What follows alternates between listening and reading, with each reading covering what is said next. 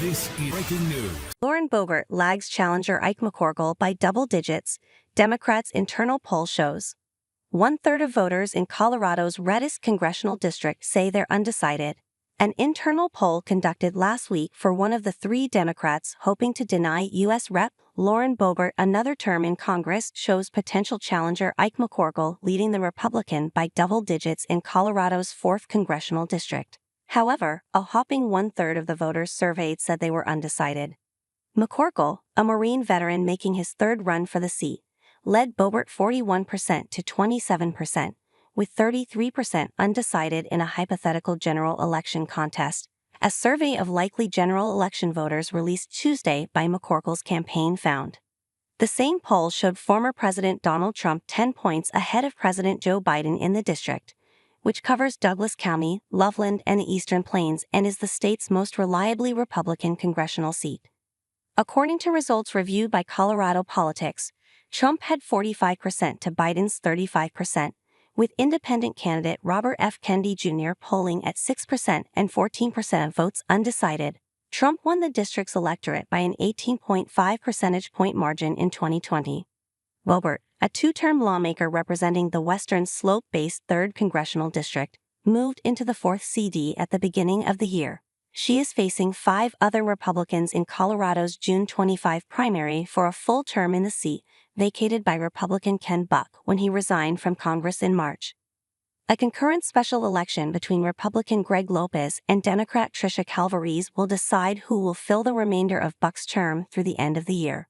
Conducted by Gravis Marketing for McCorkle, the nonpartisan polling firm said the May poll surveyed 423 likely voters using online and text-based responses between May 22 and May 24. The poll's margin of error was 4.7 percentage points. The pollster said the survey sample included 45% unaffiliated voters, 36% Republicans, and 19% Democrats. Hispanic voters accounted for 9% of respondents. Asked to describe their ideology, 41% of the poll's respondents said they were conservative, 38% called themselves moderates, and 22% said they were liberal. An earlier poll conducted for McCorkle by the same firm 2 months later found McCorkle leading Boebert by 7 points, with slightly fewer undecided voters. The March poll showed that Trump led Biden by 13 percentage points, with about the same level of undecided responses. McCorkle told Colorado Politics that the polling shows Boebert is vulnerable despite the district's strong Republican lean. All across District 4, we hear the same message from voters across party lines: extremism in Washington is the one threat to our democracy, and our campaign is the one to fight it and win, McCorkle said in a text message. Our team's hard work across this district has already doubled our lead over Boebert, while other Democrats in this race are still 10 points behind her. The math is clear: we are the only Democratic campaign that will be successful in November. A spokesman for Boebert's campaign declined to comment on the Democrats' new internal poll. McCorkle is running in the primary against first-time candidate Calvarese, a former speechwriter for the AFL-CIO and staffer at the National Science Foundation, and John Padora, an engineer and addiction recovery advocate.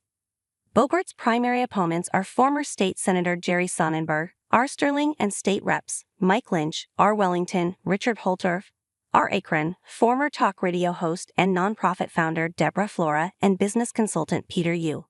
According to the most recent campaign finance reports, Boebert and McCorkle were the fundraising leaders in their primary fields. Through March 31, Boebert reported raising more than $3.4 million and had nearly $1 million cash on hand, while McCorkle raised close to $1 million and had more than $150,000 in the bank.